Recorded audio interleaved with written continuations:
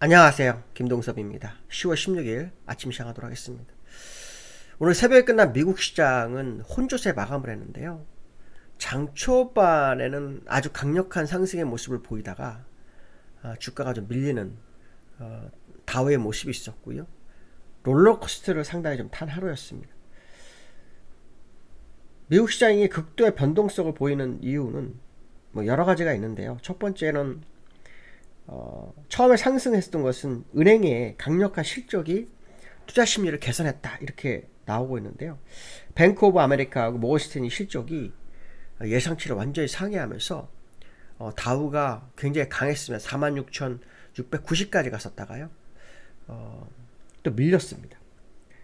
또 그 나스닥도 빅테크 종목들이 시장을 이끌어주는 흐름이 있었는데요. 어저께 AMD가 오라클에 AI치 5만 대를 공급하기로 했다고 하죠. 그로 인해서 이제 엔비디아의 강력한 대항마로 또 뜨죠. 그 엔비디아의 강력한 대항마 하면은 브로드컴이 1번이었는데 좀 AMD가 또 올라오는 그런 상황이 됐죠. 그러면서 엔비디아는 주가가 별로 오르지 못하는 상황이고 AMD 같은 경우는 9% 폭등하면서 시장을 주관하는 그런 모습이 있었고요. 그 다음에 제롬 파월이 긴축적인 어떤 부분을 이제 곧 완화할 거다라는 그런 분위기가 형성되면서 베이지북이 그러니까 연준의 베이지북이 나왔어요. 거기에 보면 관세형으로 기업 비용이 에 대한 부담이 가중되고 있다 이런 얘기 나오고 있거든요. 이 얘기는 결론적으로 말하면 이 부분을 해소해야 한다는 거하고 똑같죠. 이제 고용도 안 좋은 상태에서 그렇죠. 기업이 기업비용 부담이 가중된다고 하면 연준 입장에서는 돈을 풀 수밖에 없다 이렇게 해석을 하는 것 같습니다. 그런데 저는 사실 이렇게 해가지고 연준이 돈을 풀어가지고 해결할 수 있을까에 대한 부분입니다. 기업이 생산이 제품 가격이 올라서 생산이 줄게 되고 소비가 줄게 돼서 어쩔 수 비용이 감소되는데 돈을 푼다고 이 부분이 해결될까요? 관세 문제로 일어나는 것이? 저는 이게 굉장히 의아한데요. 어쨌든 연준의 금리나 기대감이 굉장히 커지면서 연말까지 0.50bp 정도 하락을 예상하는 그 뉴스가 있죠. 그로 인해서 주가가 변동성을 주는 그런 흐름이 있었고요. 주가 하락은 여전히 중국과 무역의 분쟁, 그렇죠? 그 분쟁으로 인해서 주가 하락하더라도 트럼프가 결국 협상을 하지 않는 일은 없다. 그런 얘기를 스캇 벤센트 재무장관이 언급하죠. 그로 인해서 주가가 변동성을 줬는데요. 아시겠지만 히토루에 대해서 통제 강화를 시진핑이 진행하고 있고 거기에서 대해서 트럼프는 11월 1일부터 관세를 100% 추가로 올리겠다. 뭐 이런 얘기를 했고요. 그랬더니 중국에서 또 그 선박에 대해서 입항 수수료를 부과하게 되죠. 그러니까 미국도 역시 똑같이 입항 수수료를 부과하게 되죠. 그러면서 트럼프가 중국산 식용유를 수입을 중단하죠. 왜냐하면 미국산 대두를 중국이 수입을 안 하니까 그러면 식용유 수입을 안 하겠다. 이렇게 하면서 점점 이 싸움이 번지고 있는 상황이죠. 물론 시장에서는 아펙 회의 때 시진핑과 정상회담 하기 전에 서로 좋은 조건을 마련하기 위해서 싸운다 이렇게 얘기를 하고 있지만 어쨌든 중요한 것은 뭐냐면 이 싸움이 시장에는 별로 영향을 주지 않고 있다는 거예요. 오히려 싸움 한다 그러놓고 주가 뺐다가 오히려 더 올라오는 그런 흐름을 좀 보이고 있는데요. 특이한 것은 뭐냐면 미국 시장이 하락했다 올라왔지만 기술적 분석상으로 굉장히 위험한 자리에 있다는 겁니다. 이거는 이제 아마 아무도 얘기를 안 할 거예요. 하도 주가가 오르니까.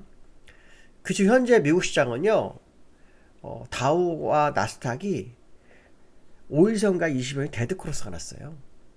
여기 보시면 5일선과 20일 데드크로스, 여기 녹색선이거든요. 녹색선과 빨간선이 데드크로스가 난 상태에서 주가가 오르다가 지금 멈춰있는 상태죠. 어저께 다우가 0.9%까지 올랐었고요. 그다가 순식간에 0.5%까지 밀렸다가 마이너스 0.04%로 끝나는 그런 모습이었죠. 나스닥도 마찬가지예요. 나스닥도 지금 보시면 데드크로스가 난 상태고요. 장 초반 1.4%까지 올라갔다가 다시 0.4%가 순식간에 내려갔다가 0.66%로 마감을 했습니다. 근데 사실 어저께 시간에서 미국 선물이 거의 0.9%였어요. 0.9%였습니다. 그거에 비하면 사실은 상승했지만 그냥 시간에보다는 좀 약했던 그것도 흐름이었다는 해석도 좀 되는 모습이죠. 하지만 중요한 것은 뭐냐면 기술적 분석상으로 일봉상으로는 데드크로스가 다우와 나스닥이 난 상태이기 때문에 만약 오늘 밤에 추가로 하락하게 되면 기술적 분석상 굉장히 부담스러운 상황이 되거든요.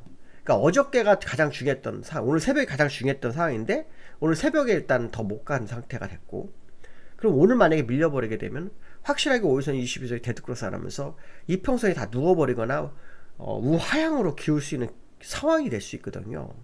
근데 시장은 굉장히 견조한 거죠. 특히 우리나라 같은 경우에는 어저께 굉장히 강했어요. 어저께 장 초반에는 별로 없다가 막판까지 상승했던 이유 중에 하나가 뭐냐면 정부에서 부동산 규제를 발표했죠. 3차 부동산 규제를 발표했는데 이 부동산 규제가 발표되면서 이 부동산 규제가 굉장히 강력하구나. 이제는 부동산에서 자금이 주식시장을 오겠구나. 이런 생각을 하더라고요. 당연히 그런 생각을 할 수 있는데 내용을 보면 이렇습니다. 강남 3구와 용산구를 포함해서 서울에는 모든 구, 그쵸? 그 다음에 한강 이남으로 있는 경기지역 12곳에 대해서 뭐 조정지역, 투기과열지구 뭐 이런 걸로 하고 3중 규제를 한다 합니다. 그러면서 금융규제까지 하는데 금융규제의 내용을 보니까 15억까지인가요? 15억까지는 2억 배인가 안 해주는 걸로 알고 있고요. 대출을. 그 다음에 25억 넘으면 4억인가요? 거꾸로 얘기했는지 모르겠는데 하여튼 그렇게, 그러니까 금액이 적습니다. 굉장히. 그러니까 완전히 현금 가지고 들어와라 뭐 이런 거거든요. 그렇게 되면은 사람들이 투자를 못하니까 전부 다 어떤 생각을 하냐면 주식으로 오겠구나 이렇게 해석을 합니다. 근데 이게 가능하냐라는 부분이에요. 저는 어떤 생각을 하고 있냐면 부동산 규제가 과거의 부동산 규제는 주가를 끌어올리는 재료가 됐지만 이렇게 묶어버리면 돈이 돌질 않잖아요.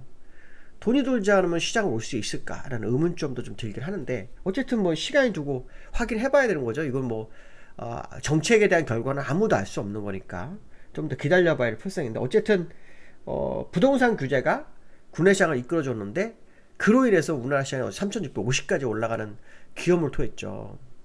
근데 이제 어저께 이 코스피 차트를 좀 보시면 뭐 이렇습니다. 지금 어제 장대형 뭐 3640에서 밀려서 제가 이제 공개방에서 3640이 상당히 좀 부담스러운 자리다 꼭 쥐었을 거다 했고 골드연이 바꿨다고 했는데요.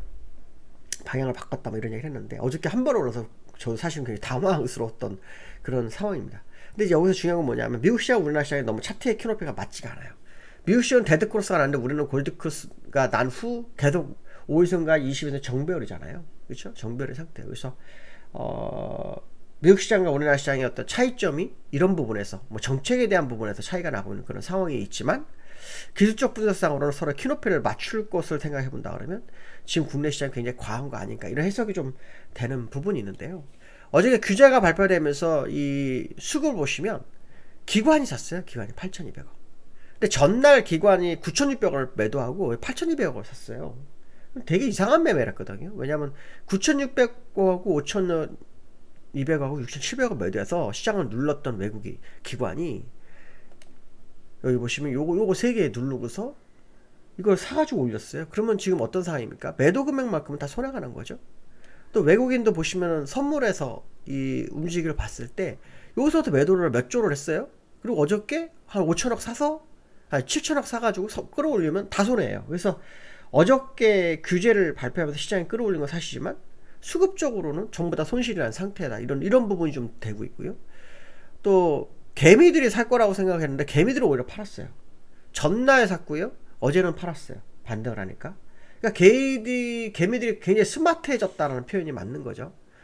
개미들을 이끌 거라고 생각하는 어떤 부동산 규제가. 왜냐하면 이 부동산 규제를 하면은 외국인이 우리나라 주식 투자하는 것보다는 외국인이 부동산 투자를 우리나라 많이 하는 것보다 개미들이 많이 사잖아요. 근데 개미들이 그 돈을 갖고 들어와야 되는데 아직 안 들어온 상황. 그래서 오늘 왜 개미들이 살까? 뭐 이런 의구심도 좀 드는 그런 상황이긴 한데 어쨌든 중요한 건 뭐냐면 시장이 어떤 부동산 규제가 어떤 위험자산으로 분위기를 조성하는 그런 과정에 있는 것만큼은 사실이다 뭐 이런 해석을 좀 해볼 수 있을 것 같고요. 그런 과정에서 이제 어저께 보면 이제 삼성전자 같은 종목들이 좀 올랐죠. 삼성전자 같은 종목이 올랐어요. 차트를 보시면은 삼성전자가 그저께 고점까지 거의 올리는 그런 흐름을 보였죠. 근데 이제 여기가 이제 저항대가 존재하는 자리잖아요. 왜냐면 과거에 월봉의 쌍봉 자리잖아요. 쌍봉 자리이기 때문에 굉장히 부담스러운 자리라서 일단 여기서 싸움을 어떤 식으로 끌고 가는지를 봐야 되겠죠. 오늘 아침에 뉴스를 보면 HBM3 속도가 하이닉스를 30% 앞섰다 뭐 그런 얘기도 나오는데 뭐 중요하지 않습니다. 왜냐면 선두주자가 그 자리를 뺏기지 않으면 후발 주자가 아무리 따라붙어도 의미가 없는 거거든요. 그래서 일단 좀 더 지켜볼 필요성이 있고요. 기술적으로는 일목균형표상으로 여기가 꼭지고 이평선상으로 여기가 꼭지기 때문에 여기서의 삼성전자의 흐름을 한번 지켜볼 필요성이 있겠다. 뭐 이런 표현을 좀 써야 될 것 같습니다. 오늘 여기까지 하겠습니다. 감사합니다.